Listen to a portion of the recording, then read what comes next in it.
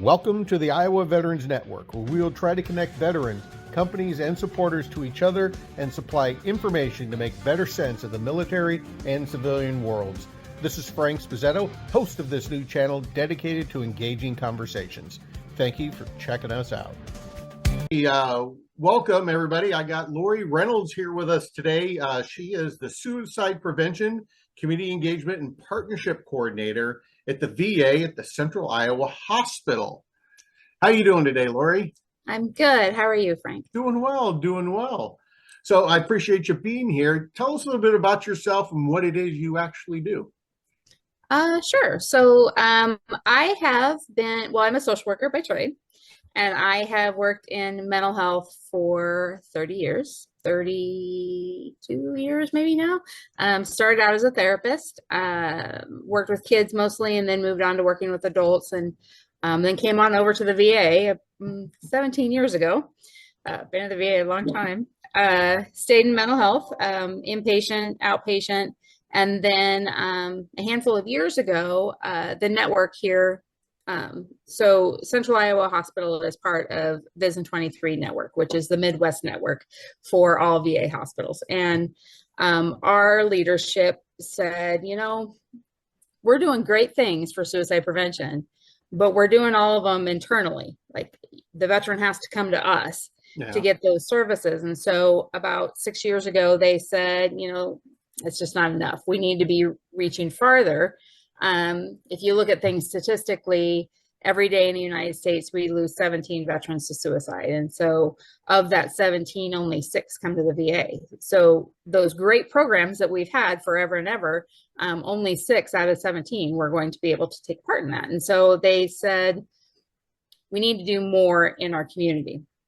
And so they created my position, and my entire job is to go out into the community, all of our communities, and work with anyone that wants to save a life, basically. What can we do to educate people on risk factors and resources and connections and all of the things that go along with suicide prevention. Suicide prevention, it's not just prevention, it's also intervention and postvention. And so what can we do to all be working together? Because even though they're not coming to the VA, those veterans are probably being seen by someone. And so so the majority of my job is networking with our community partners, making sure that we're all working together towards that same goal of saving veterans, service members, and their families. That makes sense. That you said intervention and postvention. Yes. Did I hear you right? Yeah. So prevention, intervention, and postvention. Yeah. That makes sense. I was speaking to a veterans group at a company up in Story City, and one of the vets around the table said, loud noises, just even after all these years, just snap him back. And if he doesn't know it's coming, he gets into a panic mode. And the room got quiet, and everyone kind of squirmed in their chairs. And then another vet said, well, I don't like it when the pallets drop. And then the conversation changed to where then a third person said, well, I deal with this. And suddenly this group of people who've worked together for years, I was channeling you and things that you've said in the past. I said, well, hey, listen, now you're not alone, right? I mean, now inside this big room, you got somebody else. And I said, here's a contact you can call if you need more help, right? But I thought, like you were saying, that intervention is when you hear something, do something about it. And, those kind of things to look for. Is that a risk factor you kind of look out for? Am I on the right path? Yes, absolutely. No, what you said is spot on. The number one thing that anyone, be it a mental health professional or the person next door, the number one thing that we can do to end suicide is see the person. If we notice someone is sad or lost or struggling or just maybe not acting like themselves, let them know that you see them and that you want to help, however that is. Maybe all that is you listen to what they have going on, because there is healing in being able to tell our stories. Beyond that, reserving judgment. Everybody struggles at some time or another. It's just depending on the degree of struggling that someone is doing. And so if we can have these conversations without that stigma associated with it, without that judgment, we're all going to be better off, and we're all going to be able to go farther. And then recognizing what's the difference between I'm just having a bad day and I am at imminent risk, because then you're going to do different things with that person that's at imminent risk versus the person that's just having a bad day. Knowing what those steps are, knowing what your resources are. And then something near and dear to my heart is having a conversation about lethal means safety. What's that? So lethal means safety, it's just what it sounds like. In the United States, because other countries are different, but in the United States, the means that we use most often to have an attempt is with medication. And then the means that is most lethal is obviously with a firearm.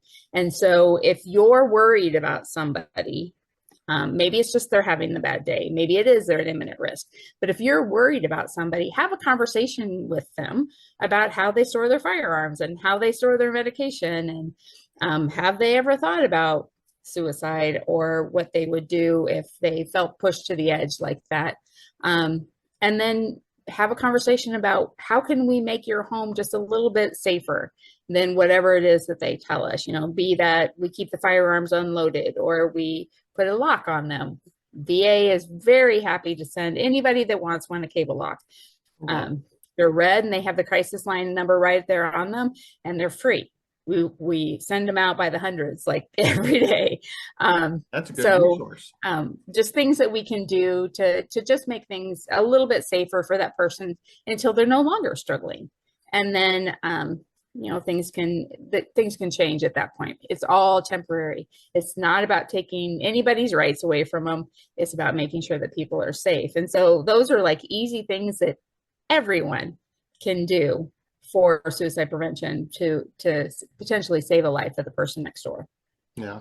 And if I had a friend that was struggling or somebody I knew was struggling, what would be my first avenue? If I saw some signs like, man, Bob's not doing well, not that I know of Bob, but if Bob was struggling, what would you suggest that somebody who's a friend or a spouse sees something that just doesn't look right, and what would be their first path? Well, first, I would have a conversation with Bob. I would take him where there aren't a lot of people around, because it's nobody else's business what's going on with Bob. And I would say, hey, Bob, I'm concerned about you because, and then fill in the blank of what you've seen. I'm concerned about you because you're not acting like yourself. I'm concerned about you because you're not joining us for coffee. Whatever it is that's different. Do you want to talk about it? They might tell you no. I wouldn't just walk away at that point. I would then go, okay. And then I would maybe talk about something else, and I would revisit it and be like, okay, well, I really am concerned. Is there someone you would be more comfortable talking with? And then in the midst of the conversation, once you kind of know there's something going on, I personally would come right out and ask, have you ever thought of suicide? It's okay to ask that question. You are not going to be planting the idea in someone's head by asking the question. We need to know how serious things are. And so if they say yes, well, then we're going to ask a whole bunch more questions. We're going to find out if they have a plan, if they have any intention of ever acting on it. Having suicidal ideation all by itself could just be the level of despair that the person's feeling, and doesn't necessarily mean anything's ever going to come of it, but it is their way of telling you, I'm not okay. And so I would have that conversation. An easy next step at that point is you, as their friend, could help them call a crisis line. Either the national crisis line, which is 988 for everyone. Anyone can call 988. When you call, you get a message that says, if you're a veteran service member or their family, please press 1. And then there's another number for Spanish, and then another number for LGBTQ. And then depending on what number you pick, you get to talk to somebody right away that not only cares about what's going on with you, but is going to help you problem solve. Not just the person that's struggling, but you, their friend. They're going to assess both of you for what's going on with you and then offer next steps. Be that the person is in imminent risk and first responders need to come out, they will help you with that. Or if it's just a matter of let's safety plan and get you connected to resources. If you call the veteran crisis line, if it's a veteran that you're working with and you call the crisis line and you remember to press 1, they will offer you a consult to your nearest suicide prevention team, which would be us. And then we would follow up with you as well. That's a way that a lot of people get enrolled at the hospital for mental health care is through the veteran crisis line.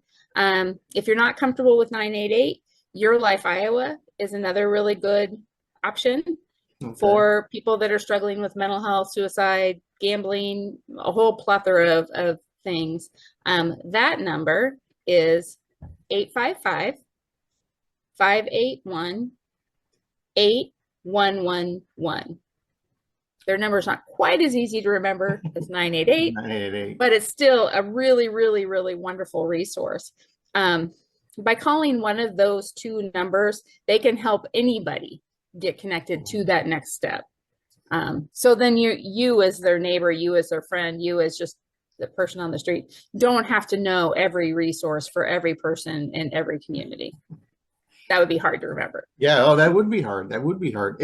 There's almost, I don't know if there's a stigmatism to being a veteran who's challenged. It seems to be when I was in, if you were struggling, you're told, suck it up, buttercup, and move on. But then there seems to be a bit of that transitioning lately. It seems like there's a lot of communication around, hey, if you're on active duty, you want to get out, open up, network with somebody. That must be a big program that the VA and your office is kind of working on with this outreach. Not just VA, DoD side too. Yeah.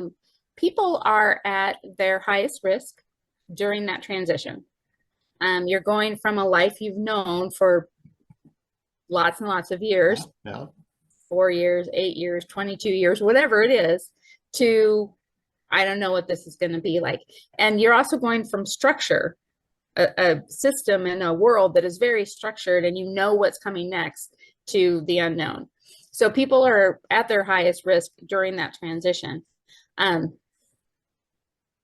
We need to make sure that someone is there to catch them when they get out. And so we are trying to make sure that people know at every step what their options are, because unfortunately that stigma that you were talking about still very much exists.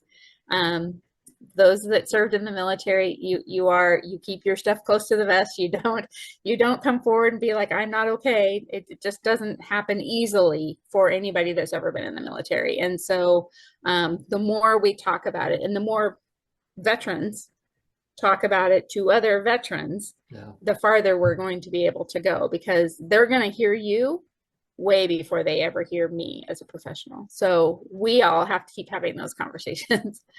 Yeah, it's one of the biggest losses is when a veteran, hurts themselves or ends up taking their own life, because there's so much that's lost and so much it could have been saved just by somebody getting engaged, or like you said, a simple 4 digits on a telephone.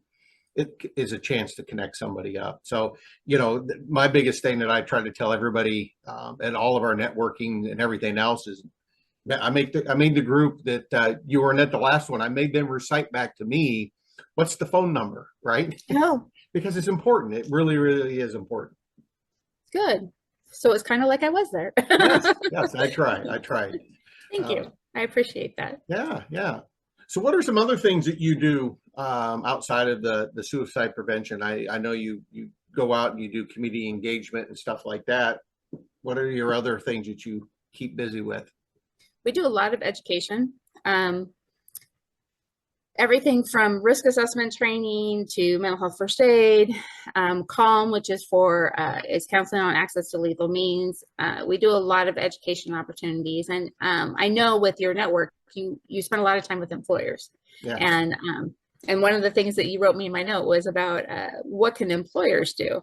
And a lot of what employers can do is the stuff that we already talked about. Make sure that you're, keeping tabs on your people, and if they're not okay, those kind of things. But also having their organization be a safe place to talk about mental health, to talk about suicide, to talk about what you do when you're struggling. And to have at least a basic idea of what resources they can refer them to. A lot of organizations have EAP programs or whatever it is. Make sure that that's not a secret that human resources is keeping, but that everybody knows how to access those services that are for them. As a situation popped into my head while we've been talking. There's a large manufacturing organization up north that they had an instance happen with a veteran that had PTSD, where the supervisor put his hand on his shoulder and the veteran didn't know he was coming, and he startled, and it was a whole thing. And what could have happened was that veteran getting in trouble because of his reaction. And that isn't what happened. What happened was they reached out to the VA and said, we need to know more about this condition and what we can do for our veterans and service members that work here, so that it's a safe environment for them to continue to, because they're great employees. Veterans are great employees. Yeah. So we want to keep them, but we want them to be safe and happy and secure. And so I went up and did a training for all of their supervisory staff on what PTSD in a veteran might look like, and what you can do as an employer. And so just getting that extra knowledge of how you take care of your people goes a long, long way. But the big thing is having an organization that it's okay to talk about this stuff, that you're not going to get in trouble, you're not going to get written up, you're not going to get sent home, all of those kind of things. That's the big thing that employers can do for their employees. And then, of course, I want the VA, not just Lori, but the VA wants to take care of all of the veterans that live in our catchment area that are eligible for VA care. And so if you're that veteran that is leaving those resources for someone else, because that's what you guys do. You're not good about taking care of yourself. You're great about taking care of other people. It's not the way it works. For every veteran that is enrolled at the hospital, we get funds from the federal government to take care of that veteran. And so by your being enrolled at the hospital, we're getting the funds to take care of your fellow veterans. And so we want everybody that's eligible to be enrolled and to use the VA for any level of care that they're wanting. You don't have to give up your general practitioner that you've had for 100 years in the community. You can have both. You can work with both. And so we, of course, want all of our veterans to come and be taken care of at the VA. That's amazing. Yeah. And I've heard you say that before, and a lot of people don't get that. I think it is important that all vets just go down, get signed up. You can either go down to the VA, or you can go to your VSO. Your county VSO can help you get everything started. And it's well worthwhile, and it helps everybody out. Yes. Everybody. Yes. Out. Yep. Yeah, and you don't have to drive all the way to Des Moines to do that. You can call, you can do it online, you can go see your county VA office. That's the cool thing about Iowa. All 99 counties have a county VA office. That's not true in other states. So we want to take advantage of that, because if we don't, we won't get to keep it. Yeah, so that makes sense. So is there a Lori in every state? Yes. There is actually a Lori at every VA facility across the country. It started here in Vision 23. So in that Midwest network is where we started. We were the pilot, but now there's a CEPC, a Community Engagement and Partnership Coordinator, at least one at every facility across the nation, and Puerto Rico and all of we're everywhere. That's amazing. So anybody who watches this from outside of Iowa, these resources are available in your community. You just got to pick up the phone. And where would I find you, Lori, or your office, or Betsy or Dan or whoever that is in the other states? You would just or the person can just Google VA, and then it'll pull up like find your resource locator, Yeah. and you just put in what you're looking for, and then it will take you to Oh, wow. who it is. Yeah, it's actually pretty simple to find your VA resources. Okay. Wow. That is pretty amazing. Well, yeah, you've shared a lot of great information, Lori. I really do appreciate it, and hopefully, everybody who listens to this episode will be able to garner something from this and be able to share it with others. And I appreciate everything you do for everybody who's listening. And Lori's been great and amazing. I've called her and helping out companies and veterans myself, and she's an amazing resource and an amazing person. And it's a great resource, great thing to use. So, thank you so much, Lori. No problem. All right, you take care. Okay. Thank you.